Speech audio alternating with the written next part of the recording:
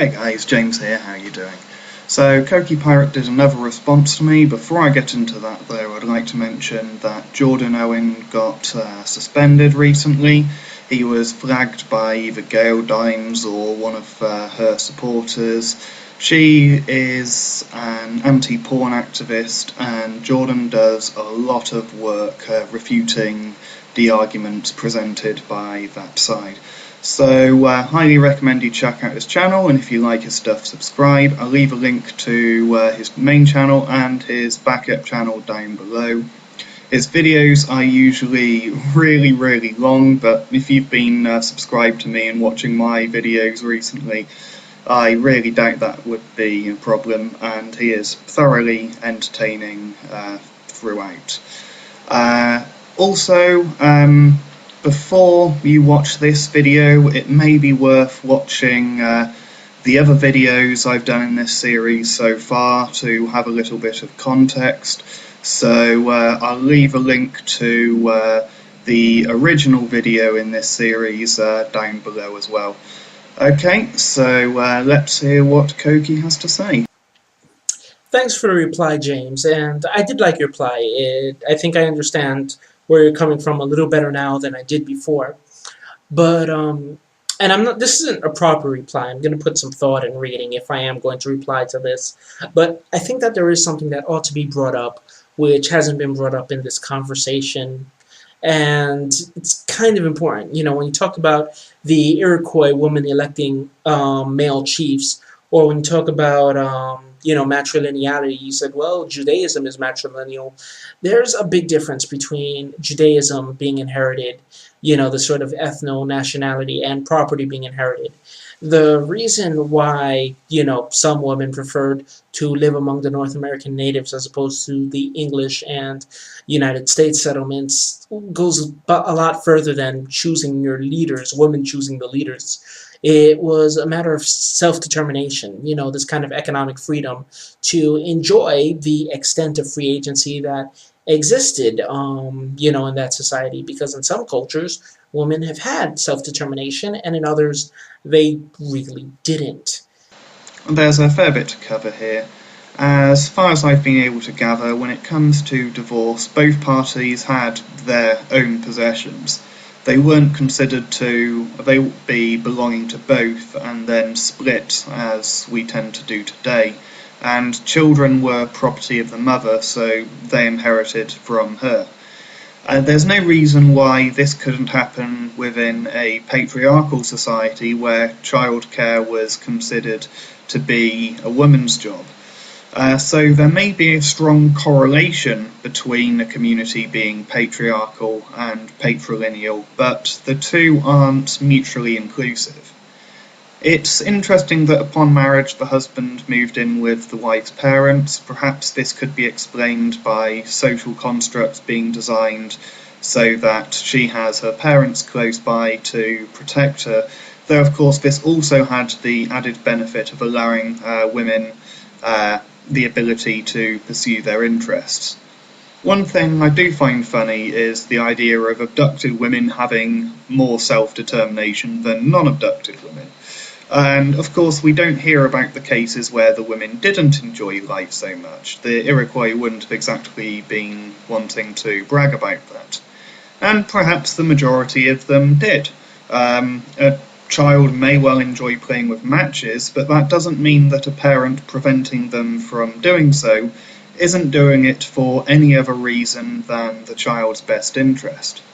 And as matriarchal as the Iroquois were in comparison to other cultures, they certainly weren't a direct parallel to patriarchy, and many of the traditional male and female work roles were still very much adhered to.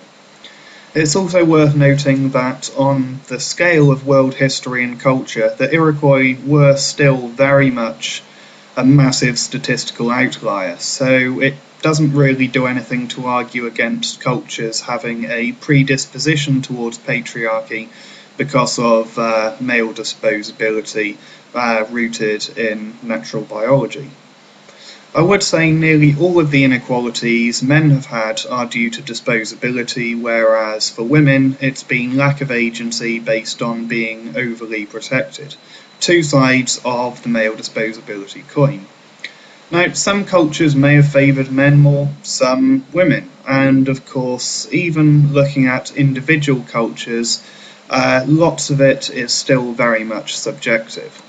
And I think that this is noteworthy because it kind of puts the narrative on its head, you know? While in Western history, both men and women have had very little self determination for most of what we consider Western history, men have generally enjoyed more, you know, in terms of owning property, managing, you know, an estate, or even if he wasn't wealthy, you know, he managed a household and, you know, he generally had a say as to what happened in his life, like you women in the Iroquois League, as opposed to women in Western culture who generally did not have a say.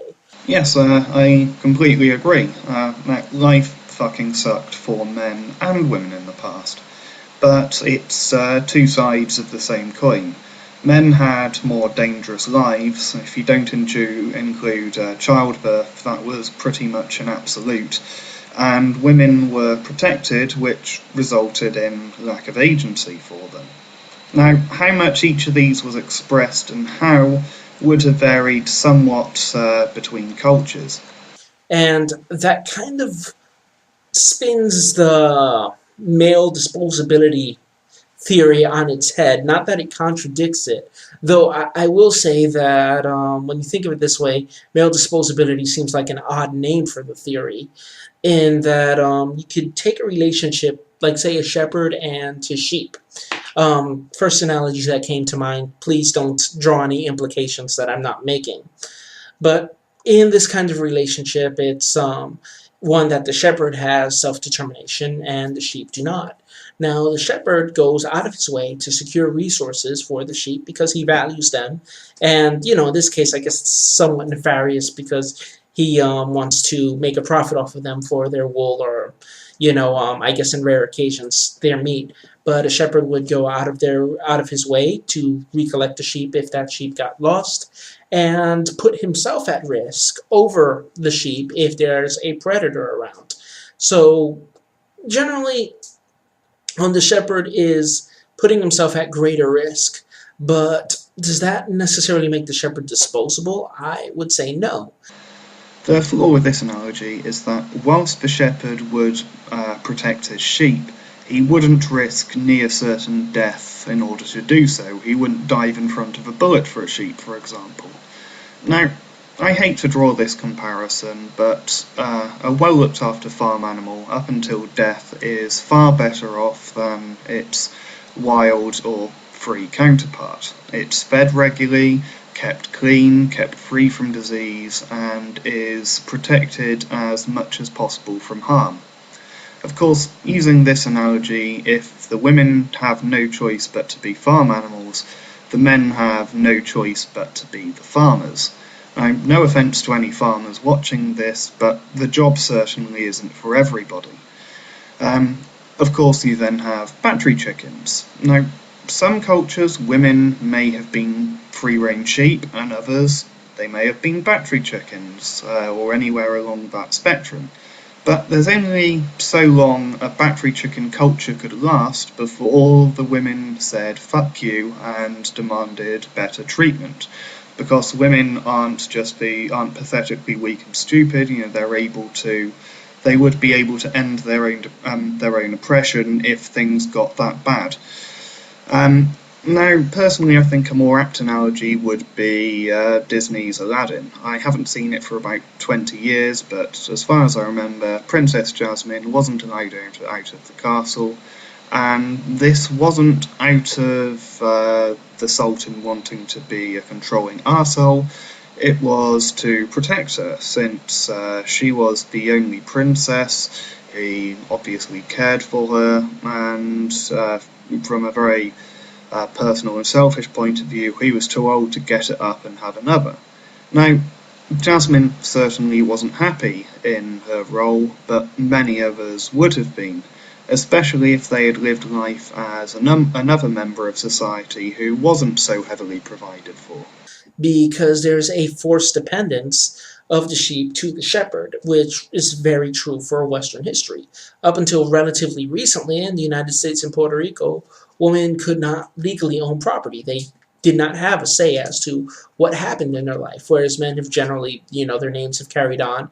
And I haven't looked into Puerto Rican law, but if that's as it's been described, then certainly 100% legitimate women's issue there. property has carried on. And that's the big deal when it comes to matrilineality, in that, you have women managing their estate and actually having a say as to what happens to in their lives. And I'm not saying that men, are looking towards women to profit or anything like that with the shepherd and their sheep, though women were generally seen for their utility in having children. Children were considered a form of wealth for most of Western history, and I'd say most of the world today.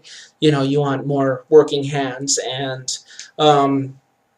these are just ways to get things. Having lots of kids wasn't just a means of survival, it was a means to get rich. I agree there. There's, of course, the idea that all human action is inherently selfish. I haven't found an example of something which can't be interpreted that way yet. Even something like giving money to charity, you're doing so because it gives you a nice warm feeling inside. Now, of course, that doesn't make it wrong. It's still a noble act which helps and is beneficial for both parties. Now, most relationships between men and women, that's how it works.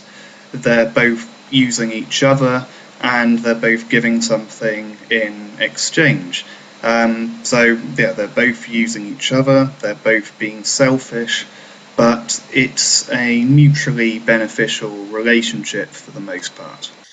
And so, women are sort of judged by their utility. A barren wife was considered very undesirable, and one that did bear a lot of children was considered desirable, especially if this woman had a lot of sons, though I don't think women really have any power over that kind of thing.